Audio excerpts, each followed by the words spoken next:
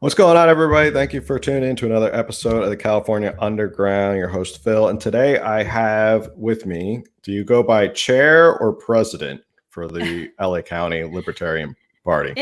It's chair. Okay, so I have Angela McArdle. Is that correct? Yeah. For chair of the Los Angeles County Libertarian Party to talk a little bit about libertarianism, probably all about libertarianism, a little bit about the Mises Caucus as well, dispel some myths, and just have a good chat about it. So we'll start off with basic introduction. Angela, if you want to talk about how you got into politics and what eventually led you down the road to libertarianism and getting involved in the Libertarian Party. Sure. Well, I always followed politics really closely as a child. I grew up in the South in a kind of a traditional neocon Republican household and have always just had an interest in politics. And I became a libertarian when I was a teenager and became active in the party not until my early 30s. And the thing that really got me active in politics at the local level was when LA City Council tried to ban food sharing, feeding the homeless people in public in the city of Los Angeles. And I was very involved in fighting against that proposed ordinance and getting it overturned. And that was like in 2013. So, that was like a big, meaningful thing in my life. And I really enjoyed it. And I was already very libertarian at the time and really interested in grassroots organizing and communities taking care of people as opposed to relying on government intervention. Does that sort of give you a good background on that? Sure. So you kind of you moved from like a neocon environment more into libertarian as a rebellion against the neocon. Is that what you're? No, I mean, I guess it's sort of like an act in three. Like when I was like 17, I think I just had a conversation with a guy who was also libertarian and sort of my like music social scene, who was older. And I said, well, I'm a Republican, but I don't really care that much about, like smoking weed. I don't think my friends should go to jail for that. It seems stupid. Gay marriage isn't something that affects me. I don't get why conservatives hate it so much. It seems like, if from a social conservative perspective, wouldn't you want gay people to get married and be socially conservative too? And he said, well, you sound more like a libertarian than a Republican. And he told me a little bit about libertarianism. And I was like, well, I've heard that word before. I think that sounds about right. Okay, that's cool. I'm a libertarian from I just want my gay friends to smoke weed, while defending their pot plants kind of, with guns perspective, like that tired trope. And I learned more about libertarianism when I read this book called The Creature from Jekyll Island by G. Edward Griffin that talks about the Federal Reserve and central banking. And that imploded my worldview. I went from just, oh, I'm a libertarian because I have a vague idea of what that is and I don't like government, to holy crap, the Federal Reserve is controlling everything and they're destroying the dollar and our entire financial system is going to collapse at some point. And I need to rethink my life. And then after that, so I was like freaked out. And then after that was the Ron Paul campaigns, which showed me that I wasn't the only one. I didn't live in a bubble. There were other people who were freaked out about this stuff too. And that led me to actually going out and trying to meet other libertarians. And I did get involved in the California Libertarian Party in 2016, like actively involved. And I'd attended a couple of meetups and like social events prior to that, but I wasn't, like as vested and interested in it until I really made the decision to go out and meet other people. So the one thing you're a part of is this new, I don't how new, maybe you can tell me how new it is. It's this Mises Caucus, which is within the Libertarian Party. And I had sort of stumbled upon it by first listening to a debate between Eric Brackey and Dave Smith. And then I started following Dave Smith. And then he started talking about the Mises Caucus. And I was like, well, what is this Mises Caucus that they keep talking about? So I started following it. So can you explain what the Mises Caucus is within the Libertarian Party? And I guess how you got involved, and we can go from there. Yeah, so we are a caucus within the party. We started in 2017. I don't think we officially formed our PAC until Wow, I don't remember. 2018, I'm going to guess, middle of 2018. It took a year at least for us to form our political action committee. And the Mises Caucus is really all about reforming the messaging of the Libertarian Party and taking sort of a three-pronged strategy to our activism. So we want to see principled, more radical, libertarian messaging within the LP. We want to support local candidates. We think that localization and decentralization is really important. We also we're very invested in Austrian economics and economic literacy, and we feel very strongly about issue coalitions. We think that it's really important to work across the board, across the aisle with people on single issue coalitions. Like the Decrim Denver thing is something that we were involved in. Decriminalizing psychedelics, sanctuary states or cities or counties for gun rights, things of that nature. We'll work with people who are more liberal or progressive on drug decriminalization, and we're happy to work with conservatives on gun rights. So that's sort of the approach that we take.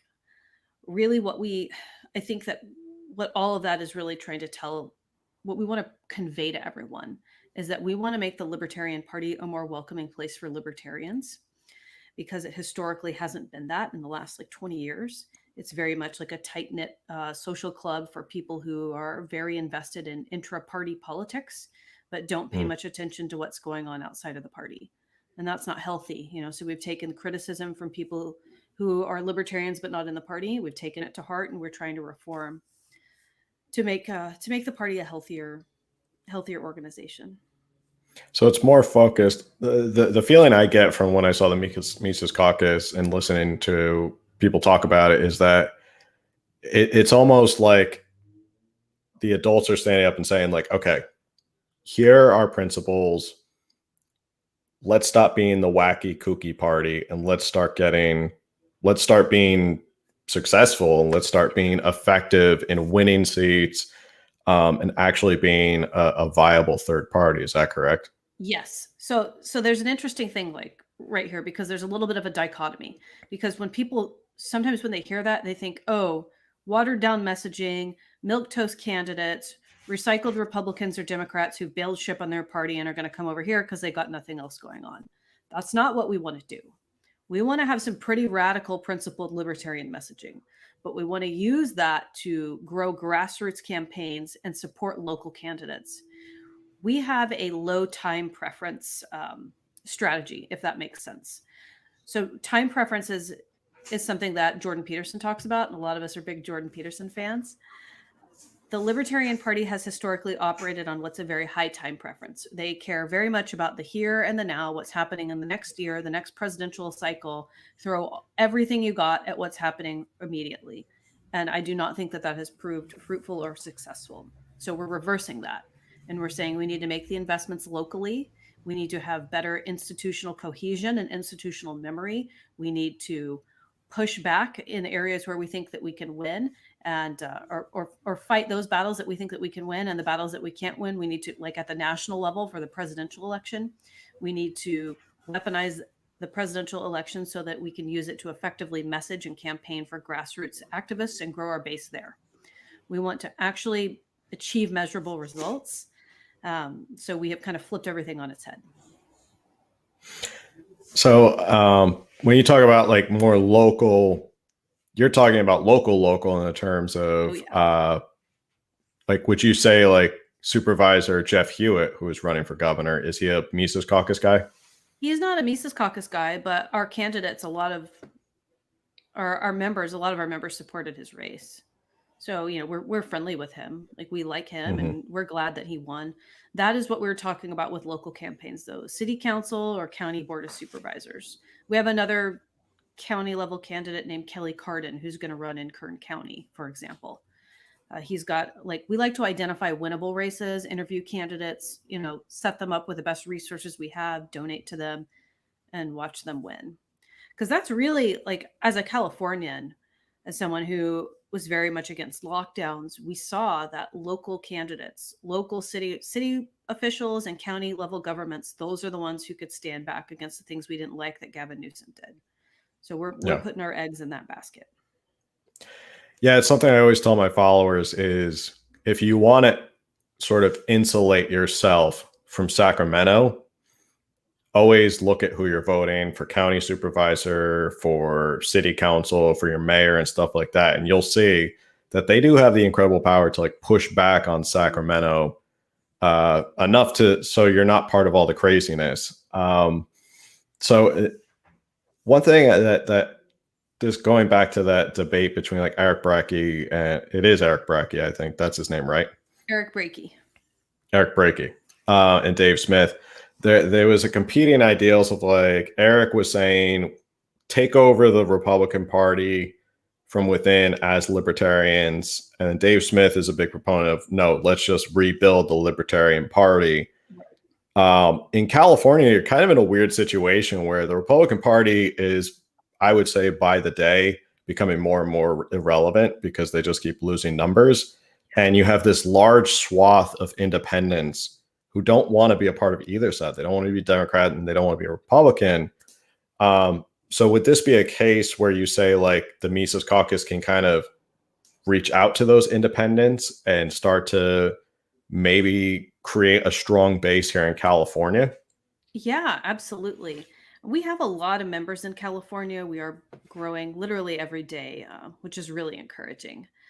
But I think that we're well positioned to reach out to people who have rejected the other two parties, especially people who are not just walking away from politics entirely because they're disinterested or they're triggered by Donald Trump or Joe Biden, but people who do want to see meaningful political change take place and they're just not sure where to go. We are actually active in local politics. Like we are going to be the LA County Libertarian Party, which has a large Mises Caucus influence on the board. We're going to be filing a referendum to overturn the vaccine mandate law that was recently proposed. So it's like we're actually doing things, and I think that is something that people are really excited about. Would you say LA County is probably the most active of the counties or out of California, or who would you? No, I'd say we're pretty closely split with San Diego. San Diego is the up and coming county, and they're very active too. So I'd say LA County might be barely more active, but San Diego's really, really catching up. That's interesting. Well, San Diego is always sort of a purple county anyway, so there is a big opportunity there. Mm-hmm. One question. I think it's a good point to maybe go back, and for anybody who's listening who's Republican or more conservative who have these notions of libertarians, we can just dispel some of these myths like right now, maybe from your Mises Caucus perspective. The most common thing that people say is that libertarians are basically just socially liberal Republicans. They're always like, well, a libertarian is just a Republican, but they're socially liberal. They're for weed and gay marriage and stuff like that. Do you think that's entirely true, or do you think it's I don't know. That doesn't seem to jive with me. They're just liberal Republicans. No, it really doesn't. I mean, the one thing that triggers me and makes me scream "ree" is when I hear socially liberal, fiscally conservative, because that's not the case. Libertarianism is about people who want we want to pursue personal and economic freedom. So some libertarians are going to be very socially liberal and some are very socially conservative. They just don't try to enforce their social conservatism through government policy. So there are a lot of conservative Christians in the Mises Caucus. There are people who are Orthodox Christians and Orthodox Jews. There are people who are LDS, that means Mormons. And all different types. We've got some socially conservative atheists too. It's a pretty, I like libertarianism because there is room for your individuality within libertarianism. It's just as long as you're not trying to force it on others. And the culture that we have in the Mises Caucus does slant a little bit more socially conservative because we reject identity politics. And we think that they have no place in politics. It doesn't mean that you don't get your identity. I mean, you can have it. We just don't agree with wielding it as a political cudgel. And so to that extent, you hear a lot less screaming about group rights. Like we don't push a lot of gay rights or women's rights or minority rights. It's because we believe in human rights. So that really Mhm. like takes a lot of the tension out of the room. And I think that it's really good, and it makes it more welcoming place for people who are more socially conservative. So yeah, so you can be socially conservative. Is the term like paleo libertarian? Is that an accurate description, or like a Rothbard sort of libertarian, or Lou Rockwell? A lot of people are. Most of the people in the Mises Caucus love Rothbard and also Lou Rockwell, but not everyone does. And so I try to like, keep that in mind that not everybody is a big Lou Rockwell fan. But in the Mises Caucus, yeah, generally people like him. We discussed this before the show. If you want to touch upon it, we can touch a little bit upon it. I know you said the Libertarian Party doesn't really take a stance on it, but a lot of controversy is coming out of Texas because of the new abortion bill that just passed. And that there could be like libertarian arguments in the sense of a non-aggression principle against that child that is in the womb. That child has rights as a human, and to abort the child is an aggression against that child. So, um, if you want to comment on that, or what a libertarian might look at that situation.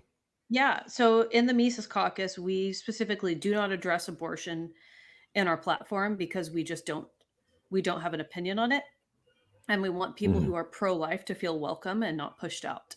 And the Libertarian Party officially takes a similar position, but a lot of people in the Mises Caucus think that the way that the abortion plank, which is like our little paragraph about it, is phrased, says that, we recognize good faith arguments on both sides, but we still think the government should be kept out of it. And it's phrased in a way so that it's more pro-choice.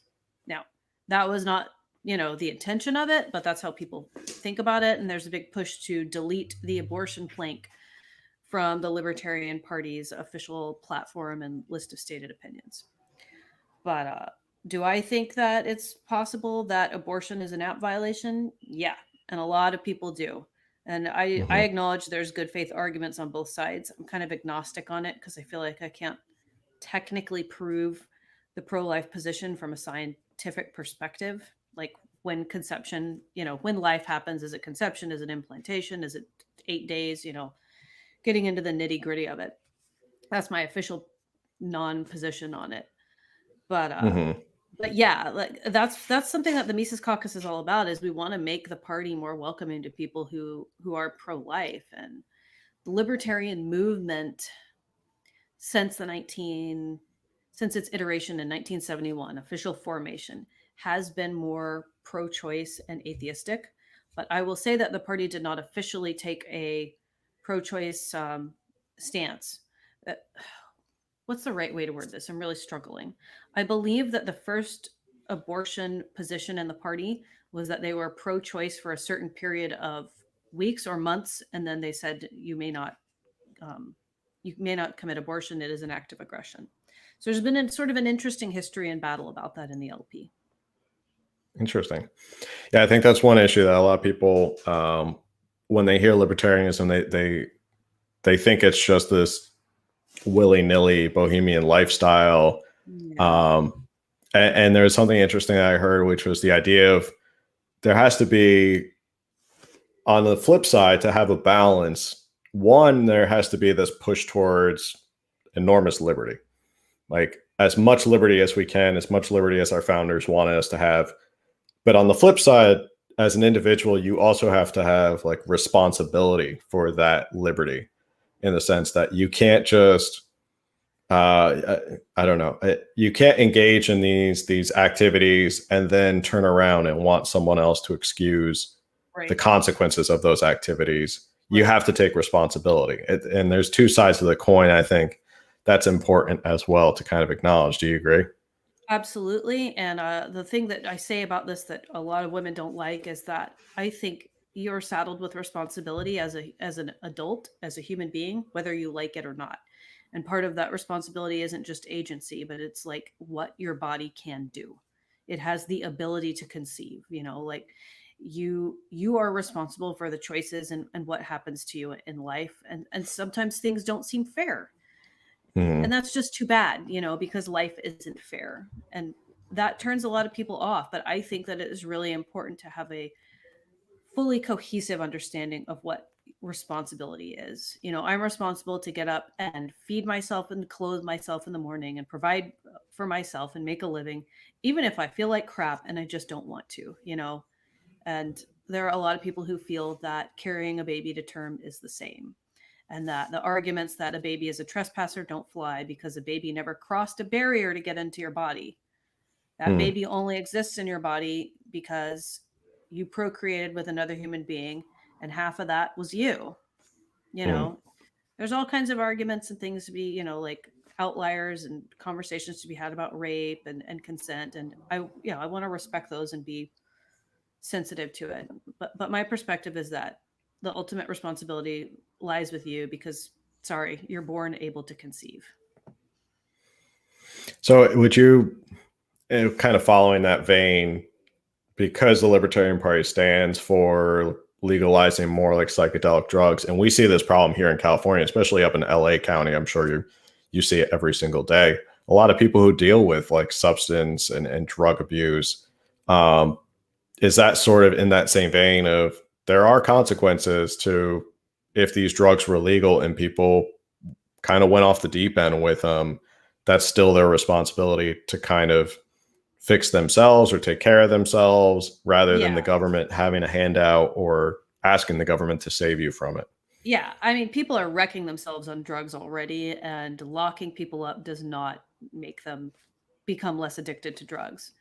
You got prison guards sneaking drugs in. People make drugs in prison. Like drugs they exist. They're out there. It's like trying to outlaw water. It's just not going to happen. But my answer to that, and the libertarian answer to that, is to decriminalize drugs and then make it socially acceptable for people to go out and seek treatment. But that doesn't mean that I want to federally or locally subsidized treatment programs. I don't want to do that. Ultimately, this is just it's part of the human condition, the potential for addiction, and people need to control themselves and their behavior accordingly. And when they screw up, they need to seek help. And there are people who want to help other people, which is great. That's also part of the human condition. So, it's similar, I guess, to abortion when we're talking about rights and autonomy and responsibility. I'll come back to a question I had because I think that's a good finishing question. I'll ask you in a little bit.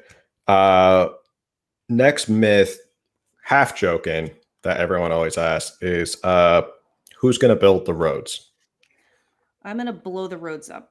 I hate the roads so much that I'm going to legalize nukes and hire child slave labor to blow up the roads, and then we will live in a Mad Max paradise.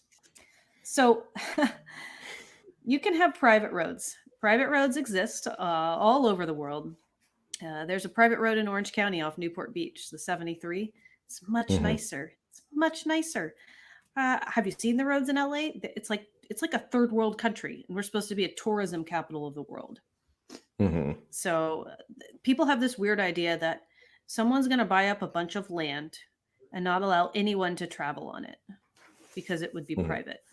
That makes literally no sense. Why would anyone do that? Like, there's no human motivation. Human beings are motivated, to act and to do things that are in their what they perceive as their best interest. It's not, people don't always act in accordance with what is actually their best interest, but they do act, and they are motivated by certain behaviors and desires and other forces and mechanisms. And the idea that nobody would build a road because everybody would sit on their land, it's like absurd. Yeah, I guess give me some pushback though. Like I ordered something from Amazon that required people across the world to fulfill an order and ship it to me, and other people were like, I want to facilitate that, and I want to get paid to help facilitate that. So yes, pay me, and I'll box it up and I'll ship it. And the Amazon worked with some postal carrier to get that there. Like we as human beings do actually want to work together and make things happen. And the same thing will happen with roads. Yeah, it's kind of like the argument, why do we really need a post office anymore when you have viable private options as UPS and FedEx are used so much? UPS is like, I'm assuming that, I think they're the preferred carrier for Amazon at this point. They're just like private contract with them. And they themselves have already figured out how to do it faster, better than the US Postal Service in terms of returns and deliveries and dropping stuff off and logistics. So I guess that goes to your idea or what you're saying, that people and entities will work together when they need to facilitate something. Yes, absolutely. I mean, that's what we do. That's what we do. Like when you drive down the street and you see someone with a flat tire, even if you can't stop, doesn't your heart just kind of go, oh, like you Mm-hmm. want to help? You're like, that sucks. I feel for him. And there's not even anything in it for you in that situation. Mm-hmm. Financial incentive really makes you want to help people out. We almost all of us go to work and contribute in some way to other people's lives, and maybe we do it to benefit our own lives, but there's nothing bad with that. Like we work together to benefit ourselves. So taking a little detour from California, and we'll come back to California. How does it feel knowing that Ron Paul was right about the wars in the Middle East for 20 years? It feels so good, but it hurts to watch someone be right about something so painful. I would Mm. recommend it to your viewers to go to YouTube and look up Ron Paul's What If. His speech What If is just like, oh, it'll break your heart on foreign policy, but it's so good. Just a couple minutes long. Uh, yeah, and it's interesting because he was he was in the Republican Party. Now you see the splitting of neocons, sort of establishment like war hawks, like a Lindsey Graham, who already came out today and said, we're absolutely going to reinvade Afghanistan, which I'm like, that's not surprising coming from Lindsey Graham, because him and his BFF, John McCain, were the ultimate war hawks. Yeah. So they want to keep the war machine going as long as possible. I've always been anti-war.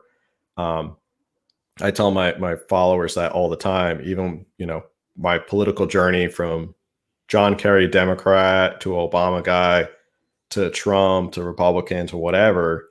I've always been anti-war. I've always been anti-war. And that's one thing that I've always been consistent on. So it's, when you look at someone like a Ron Paul, who's always been consistent on war, you kind of look back on it and go, there's one guy who's been always consistent. Yep. Ron Paul is an inspiration, and he is really he is why the Mises Caucus exists. Like it's Ron Paul who has really inspired us to have this movement come to life. So I think before I let you go, I just thought of this question, and I think it's a good question with the recall coming up. If Angela was made governor of California and you had 1 year to try and fix California, what would you do? 1 year. The first thing I would do would be to try to influence the legislature to limit my emergency powers so that the governors could never lock us down indefinitely again. That would be my biggest goal. I don't think I could propose the bill myself as the governor, but I would definitely work with a subcommittee to make that happen and whip as many votes as possible to pass it. Mm-hmm. And then, I'd try to position us to have better water management and get rid of some of the entitlement programs that we've got, because we have a massive amount of government state level welfare programs that are draining us, and try to do some corrections reform, because most of your listeners probably don't know, but the state of California's corrections facilities, our prisons, take up a massive amount of our taxpayer dollars, especially with pensions. Pensions. So many government entitlements. I would get rid of as many of them as possible.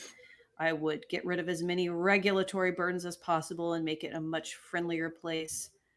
Geez, I would try to work with the legislature to lower our income tax level. I'd like to see it at zero. I think we've got the highest income tax in the country at like 11%. Could we at least chop it in half? Could we at least get it in half? Maybe some of our businesses would come back. Toyota and other Elon Musk, major manufacturing might come back to California. That is a long list of things I'd like to do. In terms of, so you talked about water a little bit, like in terms of like environmentalism, where would the California Libertarian Party land on environmentalism? Because a lot of, I guess, environmentalism in California has been attacked via the state. So what would be the libertarian response to, well, we want to push environmentalism, we're for environmentalism, but we're not going to use the state to do it? I'd privatize as many state level parks as possible. Couldn't do that with federal land. But that would be really helpful, because then you could have people actually doing controlled burns and cleaning up all of the dead forest that light up, with, I don't know, it's like the sun sneezes and it just bursts into flames. We should definitely clean that up. I think there's a lot that could be done. There's probably more that could be done also with beach and ocean cleanups, and trying to work more efficiently and better with a lot of the major industries in California that are polluting. Government is the biggest polluter, though. People don't realize how much pollution comes out of military bases and military programs. So, trying to partner with them to kind of scale some of that back, or let private institutions come and clean up after them, that would be great too. Great. Well, I don't want to keep you. I could sit here and probably talk about this more as I've gone down the rabbit hole myself and become a big Rothbard fan. But we could always have you come back on if you want to ever come back on. Yeah, I'd love to come on and talk Rothbard sometime. I'll go down that rabbit hole. I've been trying to push as my followers, go read an Anatomy of the State. It is the best. If nothing else, I tell them it's 50 pages. It's an easy read. And once you read that book, you're down the rabbit hole, forget it. So I always tell people, just go read Anatomy of the State. And Jack Dorsey tweeted it, because he's a deep state tech hostage, in my opinion. Yeah, he's like, he was trying to send up the white flag of like, somebody help. I'm out here, I'm reading Anatomy of the State, and my mind's been blown. Yeah. And I'm just over a barrel with the government, how they control me. But yeah, I love to have you back, and we can go more in depth on some of these like granular libertarian philosophies, and talk more about how the Mises Caucus is going here in California, and whatever else we want to talk about. So sounds good. Where can people find what you're doing and support you in the Mises Caucus, and specifically in California? Yeah, if you want to follow the work that I'm doing to fight back against vaccine passport laws in the city of Los Angeles, and see my see information about how I run the party and my aspirations for the national party, you can go to patreon.com/Angela McArdle. And you can always find me on all the social media. On Twitter, I'm Angela4LNC Chair. And if you want to join the Mises Caucus, and that sounds like something you'd be interested in, you can go to lpmisescaucus.com. I am all over the place doing all the things, and I would love to get you all connected and plugged in. Awesome. Well, thank you so much, Angela, and hope to see you again soon. Have a great night. Great. Thank you.